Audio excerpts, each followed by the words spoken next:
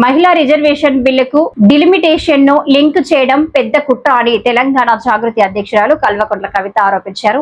మహిళల భుజాలపై తుపాకీ పెట్టి డిలిమిటేషన్ బిల్లును అమలు చేయాలనే ప్రయత్నం జరుగుతుందని ఆమె తీవ్రంగా విమర్శించారు. తెలంగాణకు రాజకీయ ప్రాధాన్యం తగ్గించేలా ఎలాంటి నిర్ణయాలు తీసుకున్నా ఊరుకునేది లేదని స్పష్టం చేశారు.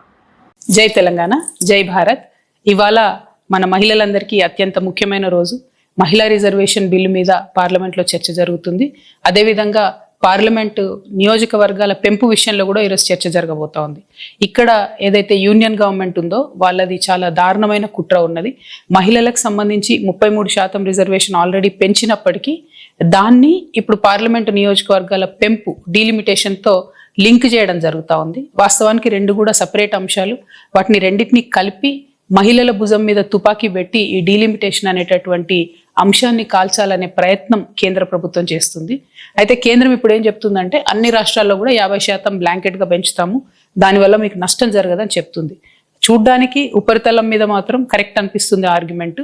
కానీ రేపు పొద్దున తెలంగాణలో పెరిగిన సీట్లతోని బీహార్లోనో ఉత్తరప్రదేశ్లోనో రాజస్థాన్లో పెరిగిన సీట్లతో కంపేర్ చేసుకున్నప్పుడు మన పాత్ర అనేటటువంటిది రాజకీయంగా చాలా తగ్గుతుంది పార్లమెంట్లో.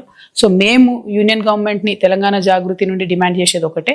ఇప్పుడు 3.13% ఉంది మా తెలంగాణ రిప్రజెంటేషన్ పార్లమెంట్లో. మీరు ఏ రకమైనటువంటి మెథడాలజీ తీసుకొచ్చి కొత్త డీలిమిటేషన్ చేసినా కూడా ఆ 3.13% రిప్రజెంటేషన్ తెలంగాణ తగ్గకుండా ఉంటేనే మాకు ఆమోదయోగ్యం అవుతుంది. లేదంటే మాత్రం తెలంగాణ ప్రజలు రోడ్ల మీదకి వచ్చి మరో తెలంగాణ ఉద్యమం చేయాల్సి వస్తుంది. ఎందుకంటే ఇప్పటికే కేంద్రం నుంచి మాకు రావాల్సిన ఏ నిధులు కూడా రావడం లేదు, ఏ ప్రత్యేక ప్రాజెక్టులు రావడం లేదు, ఏ నీటి ప్రాజెక్టులకు ప్రత్యేక హోదా రావడం లేదు. కాబట్టి పార్లమెంట్లో మన పాత్ర ఉండడం చాలా ముఖ్యం. 3.13% కన్నా మన సీట్లు తగ్గితే ఈ మాత్రం కూడా మనకు రోల్ ఉండదు.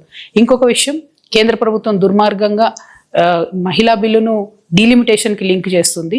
కానీ మహిళా బిల్లు డీలిమిటేషన్ కాదు, మహిళా బిల్లు బీసీ బిల్లును లింక్ చేయాలి. మహిళా కోటాలో బీసీ ఆడబిడ్డలకు కోటా ఉండే విధంగా కేంద్ర ప్రభుత్వం ప్రయత్నం చేయాలని చెప్పి నేను డిమాండ్ చేస్తా ఉన్నాను. Thank you. జై తెలంగాణ, జై భారత్.